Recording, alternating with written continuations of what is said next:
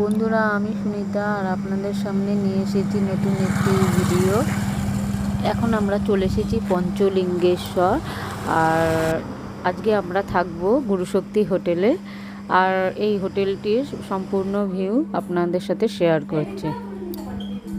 এখান থেকে পঞ্চলিঙ্গেশ্বর মন্দিরটি আপনারা পায়ে হেঁটেই চলে যেতে পারেন, মাত্র 5 মিনিটের হাঁটা পথ। সামনেই রয়েছে সুন্দর পাহাড়ের দৃশ্য, সেটাও আপনারা উপভোগ করতে পারবেন। খুবই সুন্দর এই জায়গাটি। আর হোটেলের ভাড়া পড়বে একদিনে 800 টাকা। একটা রুমে আপনারা অনায়াসে 3 থেকে 4 জন থাকতে পারবেন এবং ছাদে ডরমেটরি রুমও রয়েছে।